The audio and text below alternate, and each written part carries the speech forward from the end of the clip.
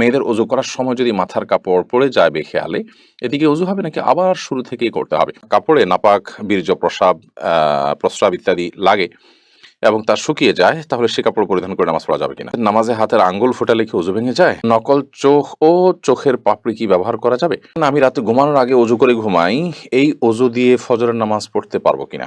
তিন তালাক দেওয়ার নিয়ম কি? যে জামা কাপড় পরে সহবাস করা হয়, সেই জামা কাপড় কি নাপাক হয়ে যাবে, অর্থাৎ যেটা পরে সেটা পরে নামাজ পড়া যাবে কিনা? পালক মেয়ের সাথে নিজের পেটের ছেলের বিয়ে দেওয়া যাবে কিনা? প্রথম স্বামীকে তালাক না দিয়ে দ্বিতীয়বার বিবাহ করলে তা জায়েজ হবে কি?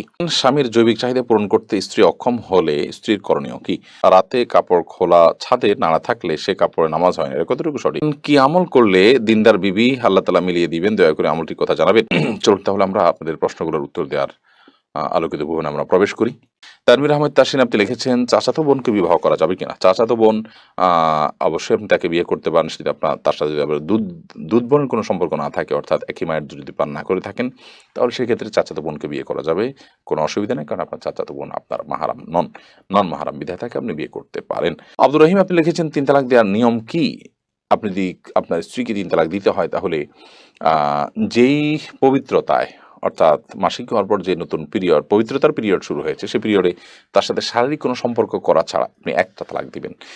এরপর একটা মাস চলে যাবে, আপনি আবার তাকে কখনো একটা তালাক দিবেন। এভাবে ৩ দফায় ৩টা তালাক দিবেন তাকে, অথবা একটা তালাক দিয়ে আপনি ছেড়ে দিবেন, এটাই সবচেয়ে উত্তম। এবং ৩ মাসে অটোমেটিকলি তার সাথে আপনার সময় আপনার নির্দিষ্ট সময় আপনার পার হয়ে যাবে। এরপরে আপনি আ আ বিচ্ছেদ হয়ে যাবে। পরবর্তীতে আবার কখনো বিয়ে হলে এরপরে যদি আবার তার থেকে তালাক দেওয়ার প্রয়োজন হয়, তখন আপনি তালাক দিলেন। এভাবে ৩ ধাপে ৩টা তালাক দিবেন। একসাথে ৩টা তালাক দেওয়া এটা নাজায়েজ এবং গুনাহের কথা।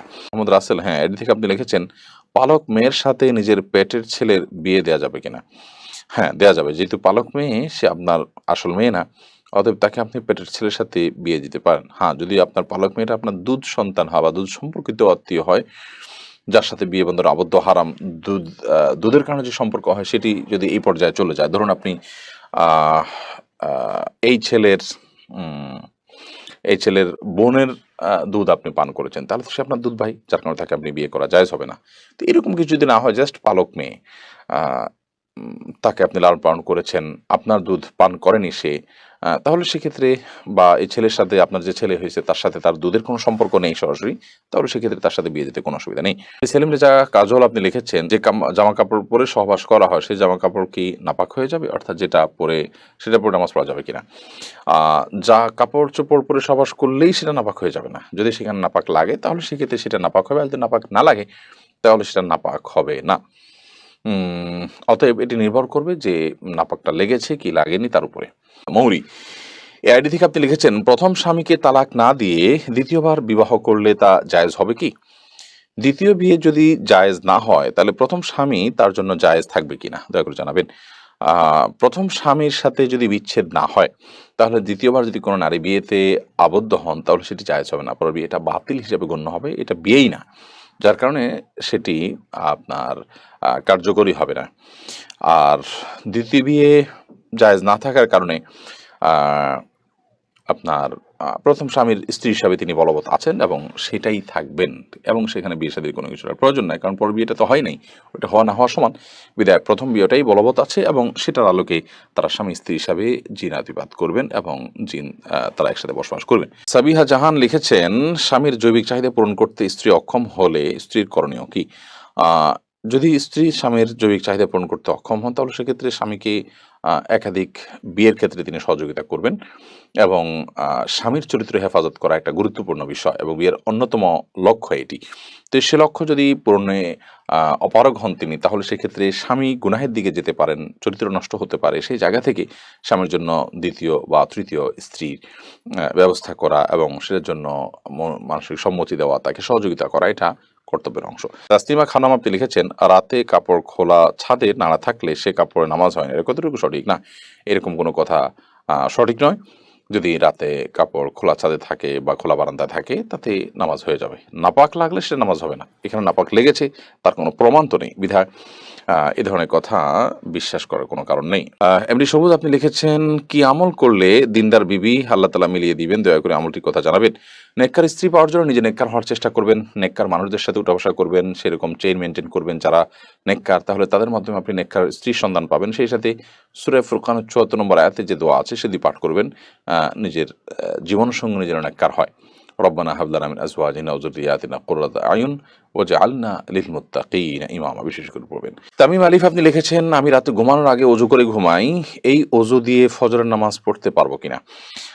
রাতে আপনি ঘুমানোর আগে অজু করে ঘুমান, খুব ভালো কথা।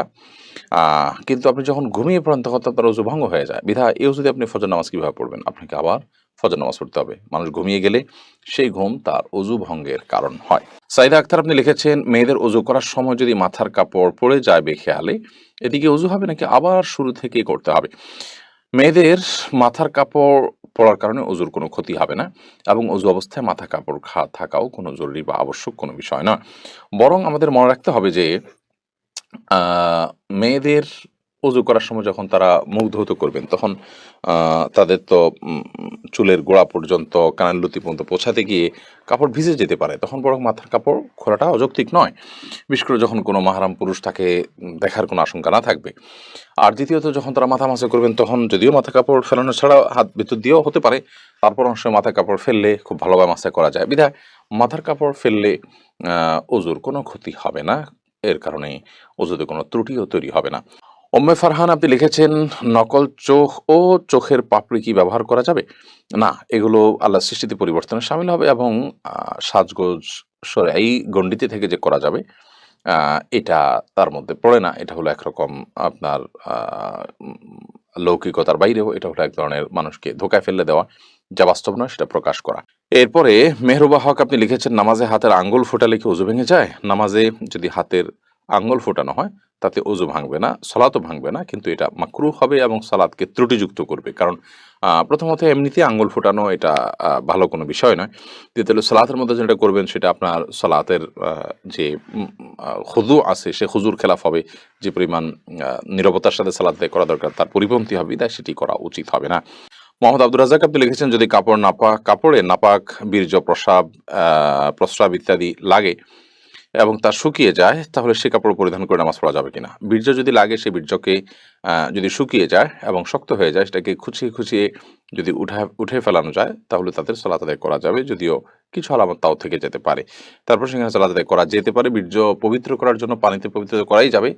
আর এর বাইরে এরকম খুঁচিয়ে তুলে ফেলা, এটাও বীর্য পবিত্র করার একটা পদ্ধতি।